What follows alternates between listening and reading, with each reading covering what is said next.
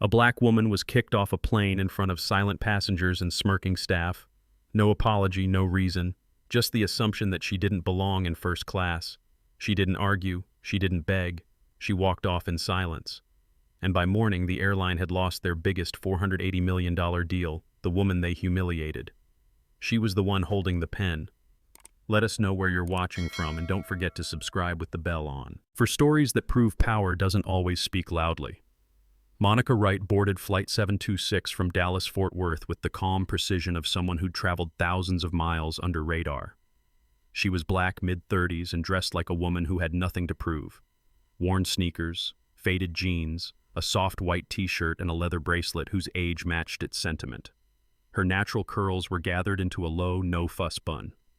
Nothing about her said privilege. Everything about her said purpose. The gate agent had scanned her boarding pass 3 times. The third beep, just a little too loud. Still, Monica smiled politely and stepped down the jet bridge. The cabin doors parted, releasing that familiar blend of polished leather, citrus air freshener, and something unspoken assumption. First class was half full. She found seat 2A beside the window, placed her carry-on beneath the seat in front of her, and sat down. Her backpack carried a digital cold wallet and a laptop with boardroom-level encryption tools of someone who moved millions without breaking a sweat. But to anyone looking, she was just another weary traveler in sneakers. Across the aisle, a man in a tailored sport coat scrolled his phone with one leg crossed over the other. He glanced up at her briefly, then away. The flight attendant moved through the cabin with fluid ease, offering smiles and folded napkins. Monica buckled her seatbelt and powered off her phone. She closed her eyes for a moment, letting the hum of boarding settle around her. Then came the tap. "Ma'am?" the flight attendant said. Her voice was too bright, her smile too forced. "Would you mind stepping into the jet bridge for a quick moment? There's been a seating issue." Monica opened her eyes. A seating issue. Just a minor manifest confusion. Shouldn't take long. She unbuckled slowly. People were watching, but pretending not to. A woman in pearls in 2C clutched her handbag. A man 2 rows back leaned into his aisle like a spectator. In the jet bridge, 2 uniformed airline employees waited with clipped expressions. One held a tablet, the other avoided eye contact. "We need to re-verify your seat," one said. "Looks like it may have been assigned in error." Was this booked using points, or Monica's voice was low, steady? It was booked through Meridian Atlantic, corporate ledger clearance. They didn't look up. A third person arrived, supervisor judging by the badge and his air of authority. He took one look at Monica and frowned. "We've had issues in the past with people trying to upgrade without proper credentials. We just need to be sure." There it was. Not the words, but the weight of them. Monica said nothing. They didn't ask for ID. Didn't apologize, just made a call. Nodded once and escorted her back to the plane. This time, not to 2A. "This way," the attendant said. "We've reassigned you to 2C for now." The man now seated in 2A had his AirPods in. He didn't look up. Her bag had been moved. Her seat was taken. No one explained. No one said, "Sorry." Not even a whisper of accountability. She sat, and though her seat had changed, her presence had not. She didn't argue. She didn't complain. She simply folded her hands in her lap and looked forward because they thought they had reduced her. But Monica Wright had already decided this flight would mark the beginning, not of her silence, but of their undoing. 6 hours earlier, the air inside Terminal D of Dallas-Fort Worth International hung heavy with pre-dawn fatigue. Monica Wright stood quietly in line at the Orion air check-in counter, her backpack slung over one shoulder, her gray carry-on trailing behind her like a second shadow. Her outfit was the same. A white tee, soft from 100 washes, blue jeans faded just right, sneakers that had seen more boardrooms than basketball courts. Her bracelet, cracked, worn leather, remained wrapped tightly around her wrist, humming with memory. She stepped forward as the previous passenger cleared, offering her phone and passport to the check-in agent. The young woman on the other side of the counter greeted her with a practiced smile until she glanced at the name on the screen. "Monica Wright." She asked, her tone cooling almost imperceptibly. "Yes," Monica said. "Steady. First class to San Francisco. Seat 2A. The agent's fingers paused over the keyboard. "This was booked through Bastion Equity Partners." "That's correct." The agent hesitated. "Do you have proof of affiliation?" Monica raised an eyebrow. The booking code is corporate verified. You should see it under Meridian Atlantic Holdings ledger designation B74. The agent clicked a few times, her smile replaced by a neutral mask. She leaned slightly forward, peering at Monica like someone trying to determine if a painting was real or a very good fake. From the adjacent line, a man in a navy wool coat stepped up. He wore a Rolex, just loose enough to be seen, and carried a sleek briefcase bearing a tech startup logo. "Morning," he said warmly to the same agent. She turned to him immediately, her demeanor shifting. "Good morning, Mr. Langford." "Zurich again," he chuckled. "You know me too well." "Boarding pass and passport?" she asked, already printing. Monica stood unmoving while the transaction completed in seconds. Langford was handed his ticket with a smile and a nod. The agent turned back to Monica with a strained expression. "We've just had quite a few people try to sneak into first class lately," she said in a hushed tone as if that justified everything. "I'm sure you understand." Monica's voice didn't rise. It never needed to. "I understand perfectly," she said. There was a silence, a moment long enough for both women to absorb the meaning of what had just been said and not said. The boarding pass printed with a slow whir. The agent handed it over with mechanical precision. "Here you go, Ms. Wright," she said.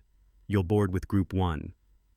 Monica nodded, once took her documents and stepped away. As she walked toward the security line, she didn't feel anger, not exactly. It was something colder, something older. A kind of fatigue that didn't show on the face but settled in the ribs. This wasn't the first time she had been mistaken for someone who didn't belong. It wouldn't be the last. But today there was a difference. Today the gatekeepers didn't know that the woman they tried to push aside held the final vote on a deal they desperately needed, a $480 million acquisition. Bastion Equity had been chasing for months. A deal that would determine the future of sustainable aviation fuel for Orion. Air Monica reached into her backpack and retrieved a slim phone wrapped in a titanium case.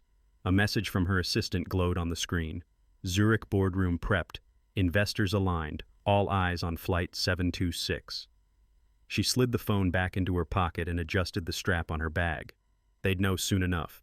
The TSA line at Dallas-Fort Worth moved with the mechanical drag of early morning travel. Baskets clattered, belts rumbled. Agents barked instructions with the fatigue of repetition.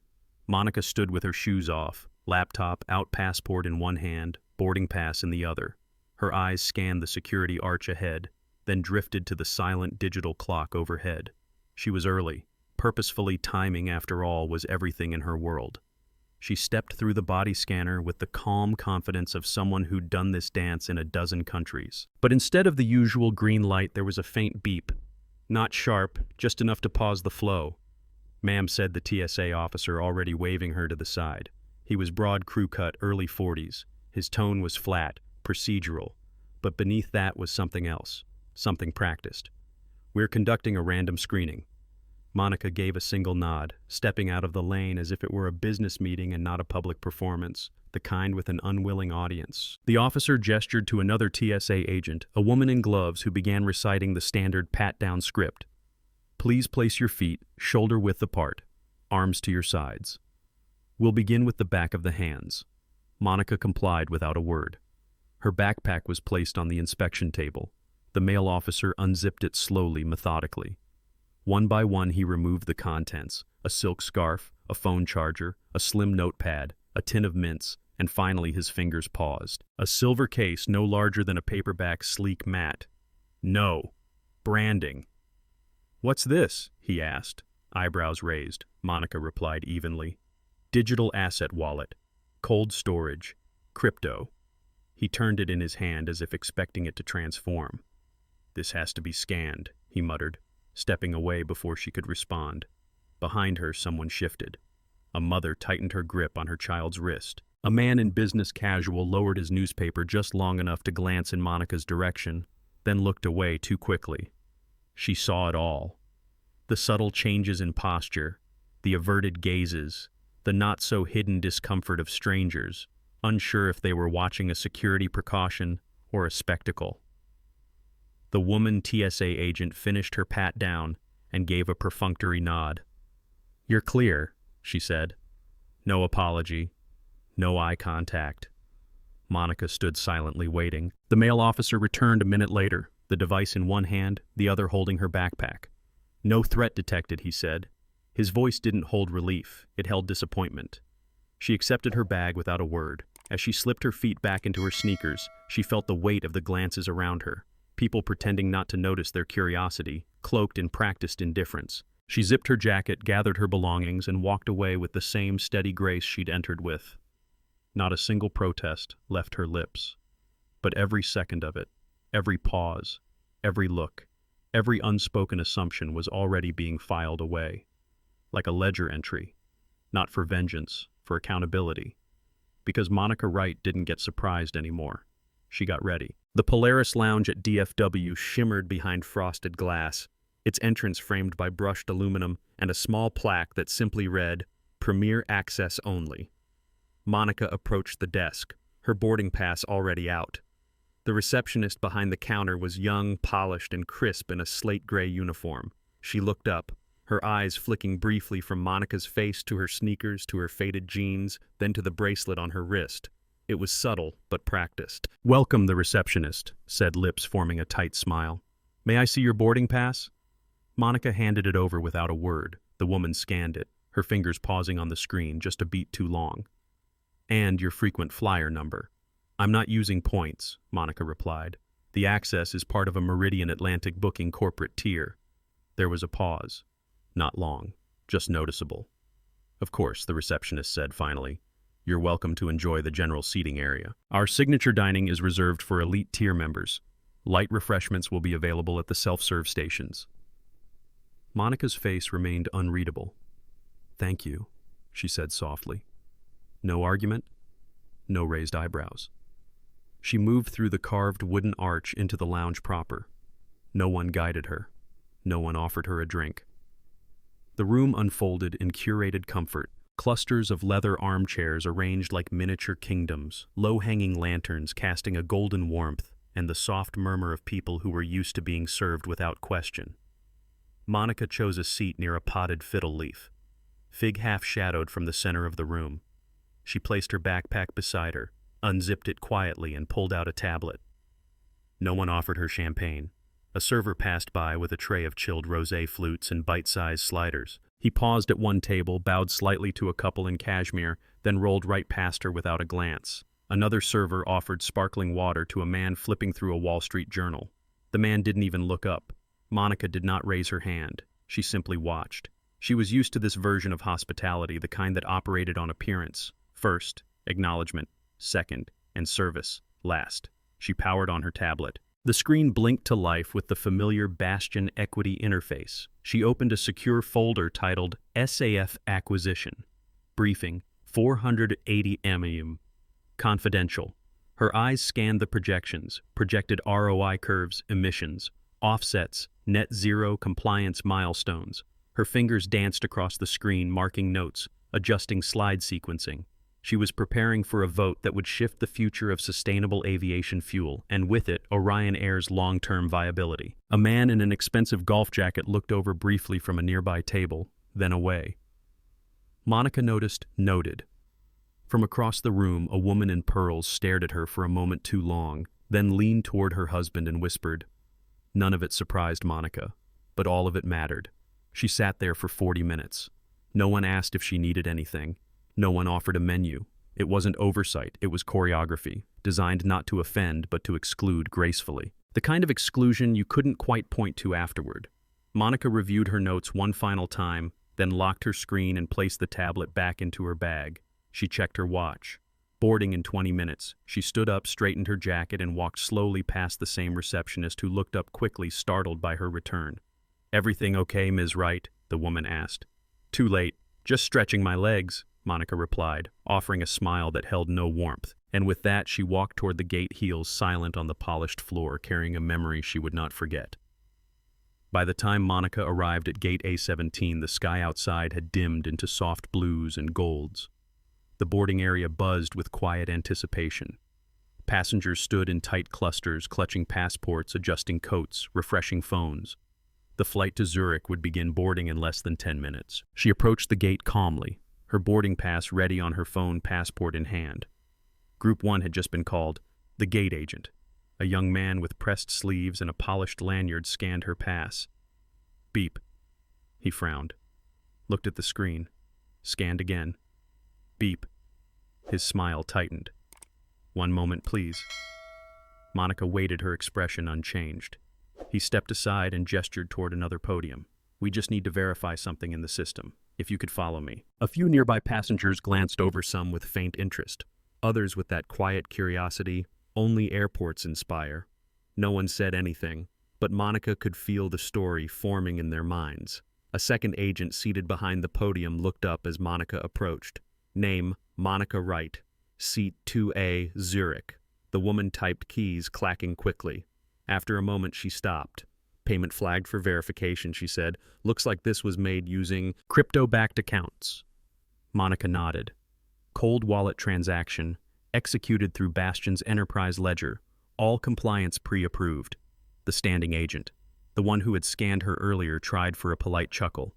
"You know how it is. These systems haven't quite caught up." Her eyes met his.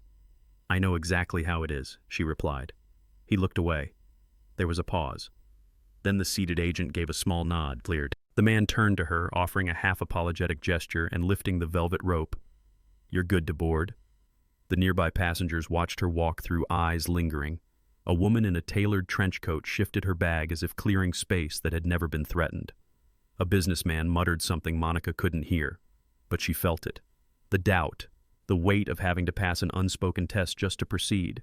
She didn't flinch. She didn't rush. As Monica stepped onto the jet bridge, the roar of the terminal softened behind her, replaced by the quiet hush of the enclosed walkway and the muted thrum of the waiting aircraft.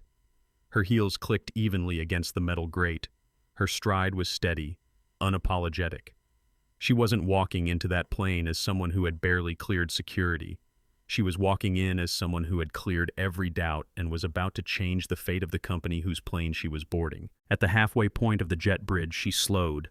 Through the window to her right, she could see the aircraft's massive engine, its polished surface reflecting the deepening sunset. In the reflection, she saw herself, a woman who had been questioned, doubted, dismissed, and who would soon be signing off on the largest sustainable aviation fuel investment Orion Air had ever pursued. She adjusted the strap of her bag on her shoulder and moved forward again. The doors ahead parted with a soft hiss. This wasn't a boarding. It was an arrival, not to a destination, but to a reckoning. The moment Monica stepped into the cabin, she felt the temperature shift, not physically but atmospherically. First class glowed with warm amber lighting, polished wood panels and rows of leather seats that whispered privilege. A flight attendant offered a folded napkin to a passenger in 1D, another topped off champagne in 3A. Quiet conversations floated like the scent of citrus and linen. She walked down the aisle until she reached row 2. Her seat 2A was already occupied. A man lounged in it, legs stretched confidently into the Space magazine open on his lap. He was in his early 50s, tanned hair perfectly styled, the type of man who wore loafers without socks and believed the cabin belonged to him. Monica paused.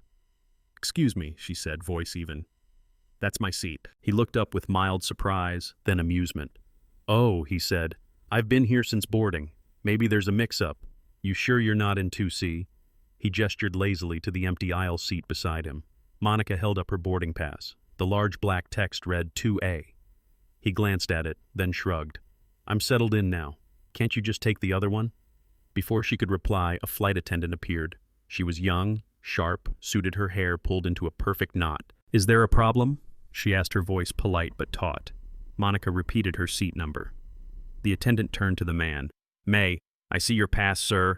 He handed it over without hesitation. She scanned it. "You're assigned 2C, she confirmed. He didn't budge. The attendant turned back to Monica, her smile thin.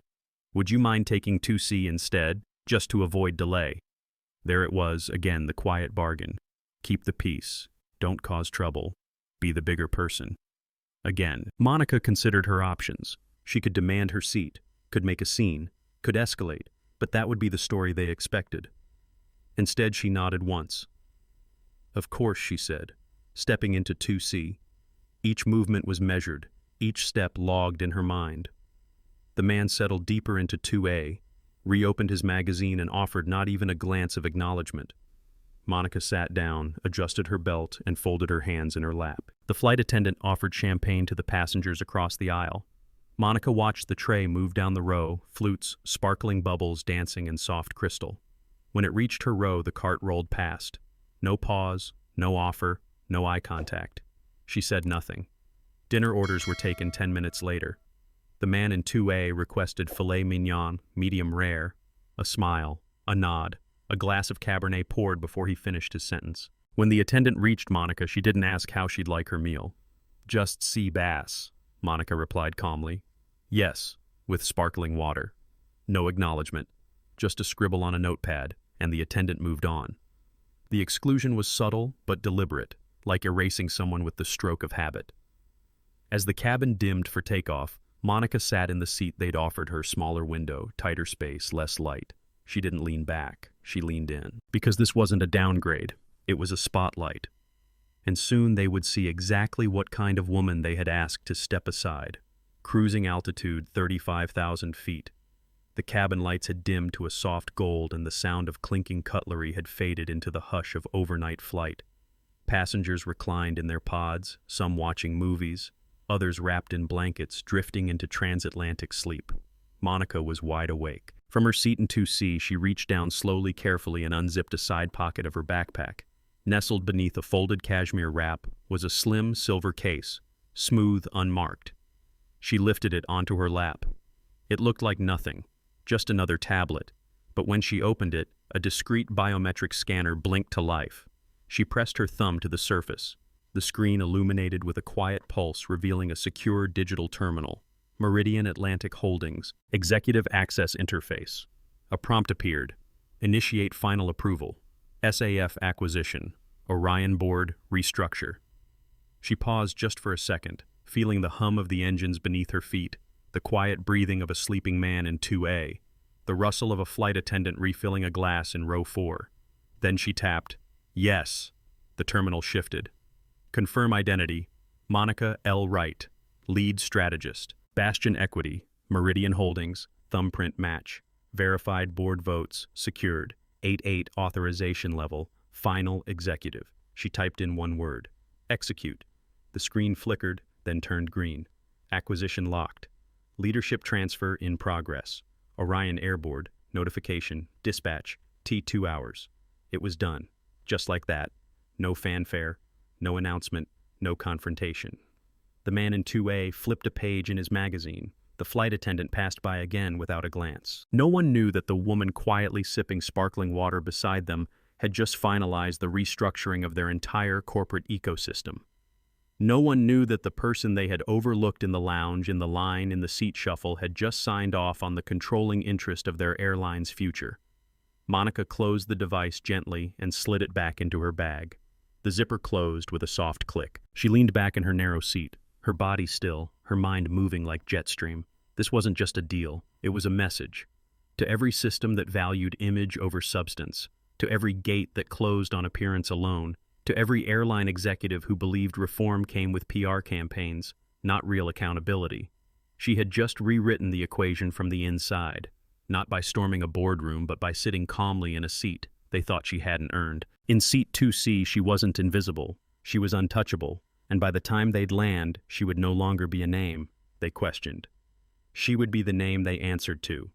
The wheels of flight 726 touched down at Zurich Airport with a gentle thud, followed by a chorus of exhaled sighs and clicking seatbelts.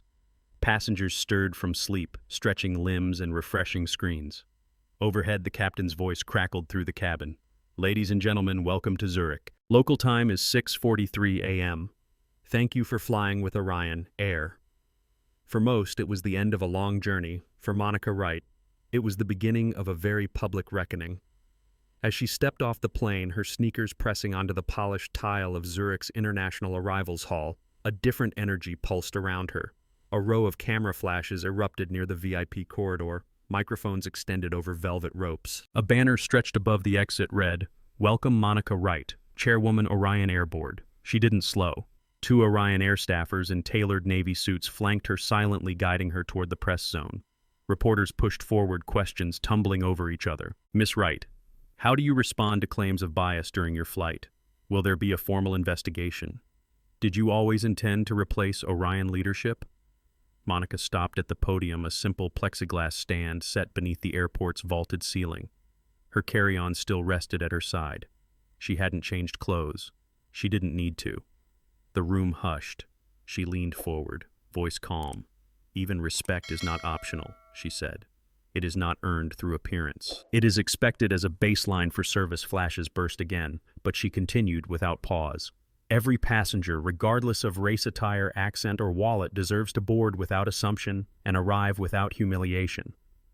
What I experienced on Flight 726 is not unique. That's the problem, and that's what ends today." She stepped down to polite applause, though the real reaction wasn't in the clapping. It was in the shifting postures of the executives watching from the edge of the terminal. Within minutes, Monica was in a black sedan headed toward Meridian Atlantic's Zurich headquarters. Her team was already in place. The boardroom lights had been turned on an hour before landing. On the 42nd floor of the tower, 3 Orion Air executives sat around a long walnut table. Their faces were pale, their voices lowered.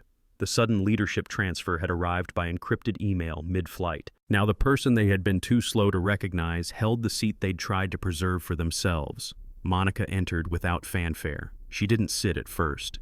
She walked to the head of the table, placed her hands on the edge, and looked at each man in turn. "You know why I'm here," she said. "Let's get to it." The CFO cleared his throat. "Ms. Wright, we're prepared to issue a general apology." And... "No," she interrupted. "We're not issuing vague apologies. We're issuing reforms." She opened her folder and slid it across the table. Inside, a 6-point inclusion framework written in plain language, actionable and binding. Mandatory anti-bias training for all flight and ground staff, transparent seating audits, passenger dignity protocols, anonymous complaint tracking, public quarterly inclusion reports, performance-linked bonuses tied to behavior, not just bookings. "This isn't a campaign," she said. "This is compliance, non-negotiable." The room was silent. Tension coiled under the hum of the air vents. "You may call it disruption," she added. "I call it overdue." A pause. Then the head of global operations nodded slowly. "We'll implement it. All of it." Monica picked up her folder, finally taking the chair at the head of the table. "Good," she said. "Then let's begin." In the days following Monica Wright's landing in Zurich, Orion Air's corridors echoed with a different kind of turbulence. Emails turned sharp, calendars flooded. Meeting invites from departments that had once ignored diversity memos now flagged every training session as urgent. The 6-point inclusion framework Monica had presented wasn't symbolic, it was structural. Each bullet point translated into real consequences, systemic accountability, mandatory retraining, and for the first time in company history, a public-facing passenger equity index. Every division from gate operations to onboard service would be scored against it quarterly. No more invisible bias, no more undocumented complaints. Monica's first move was decisive launch a 90-day equity audit across all major hubs. A team of third-party analysts descended on lounges, flight logs, complaint records, and crew assignments. Every skipped champagne pour, every reassigned seat, every discrepancy in how passengers were treated based on race, attire, or assumed status was pulled into the light. Staff grumbled, executives flinched. But something else happened too, a quiet wave of reckoning. One by one, employees came forward. A veteran gate agent admitted he often double-checked black passengers' IDs just in case. A senior flight attendant confessed she used to bypass certain rows when taking orders because she feared being challenged. HR files began filling not with denials, but disclosures. The fallout reached the top floor. Within 2 weeks, 3 executives were asked to step down, those who had obstructed equity initiatives or dismissed internal warnings. Then came the investor calls. Bastion Trust, the firm that had once vouched for Orion's green innovation, paused its next tranche of funding, citing concerns over governance maturity. Stock analysts downgraded Orion Air's rating shares, plummeted 14% in 1 week. The pressure mounted. That's when Monica made her next move. She stood at a press conference flanked by the new interim CEO and the CFO. Cameras clicked. Investors listened. She said plainly, "This is not about public image. It's about operational integrity. Equity is not a social issue. It's a business function. If your systems exclude, your systems are broken." Behind her, the company released its first inclusive flight protocol, a 37-page living document outlining how every Orion Air employee from call center rep to cockpit crew would uphold respect as a non-negotiable standard. Changes rolled out fast. Boarding announcements were rewritten with inclusive scripts. Lounge entry checks were randomized to prevent visual profiling. In-flight service timelines were digitally tracked to catch inconsistencies. Feedback terminals installed in every aircraft cabin. A whistleblower line connected directly to Monica's office. News outlets picked it up. One passenger forces corporate overhaul. Orion Air's new chair rewrites the rules at 35,000 feet. Respect is not optional, policy now proves it. Other airlines took notice. Industry watchdogs called the shift unprecedented. Competitors scrambled to launch their own inclusion initiatives not out of morality, but market pressure. Monica didn't gloat. She just worked.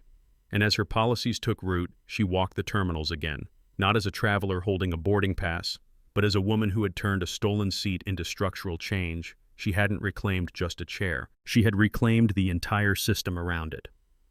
3 months later, the atrium of the International Aviation Leadership Summit shimmered with soft lighting and crystal-clear acoustics. Zurich hosted delegates from 5 continents, CEOs, regulators, investors, union reps, and crew trainers alike. At the center of it all stood Monica Wright. She was no longer the passenger who was mistaken. She was now Monica Wright, board chair of Orion Air, and more importantly, the architect of one of the most radical operational reforms in modern aviation history. The stage was minimal, just a podium and a glowing screen behind her, bearing one phrase: the right standard equity at altitude.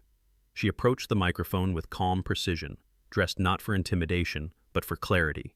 Midnight navy suit, white silk blouse, no jewelry, but her mother's bracelet. A hush fell over the crowd. Her voice didn't boom. It didn't need to. 3 months ago, she began. I was removed from my seat in first class with no explanation. I wasn't loud, I wasn't combative, but I was seen as out of place. And because of that, I was profiled, not once, but again and again. What happened next, she continued, was not a protest. It was a protocol. The audience leaned forward. We restructured Orion's operating standards from the ground up. We implemented end-to-end accountability, from gate to galley. We linked respect to retention. We stopped assuming behavior was neutral just because it was standard. She clicked a button on the podium. Behind her metrics appeared 96% increase in passenger satisfaction across underserved demographics, 84% employee approval rating on inclusion culture, 0 verified complaints of discriminatory seating in the last quarter. Orion Air had gone from PR liability to industry leader. A moderator later described it as the quiet revolution in row 2C. But Monica wasn't done. The systems we built were never broken, she said. They were built without everyone in mind, so we rebuilt them. A final slide appeared, her closing line. In the sky, as on Earth, no one should be profiled at 35,000 feet. The applause didn't explode. It rose steadily, like recognition finally catching up to truth. Backstage, she met young executives, flight attendants, policymakers. Some shared their own stories. Others asked how to begin. One woman, barely out of training, whispered, "You changed what I thought I had to accept." Monica smiled and simply said, "Then we did it right." As the summit closed, trade headlines ran wild. Right standard becomes industry benchmark. Orion Air rebuilds. Respect, one flight at a time, from seat 2C to global stage. How Monica Wright rewrote aviation investors, who once doubted her, now cited her methods in earnings calls. Competitors scrambled to audit their own customer experience protocols, and the $480 million deal that had once defined Orion's green strategy. Gone. Monica had pulled it, not out of vengeance, but out of alignment. They didn't deserve the deal, she had told her team. Not until they understood the value of dignity, and with that, she had erased their biggest opportunity, because they had tried to erase her. She didn't raise her voice. She didn't stage a walkout. She rewrote the rules, and the entire industry would now fly by them. If this story moved you, please like, comment, and subscribe for more inspiring stories that turn silence into strength. This story shows that when prejudice is left unchecked, it can cost more than reputation. It can cost everything.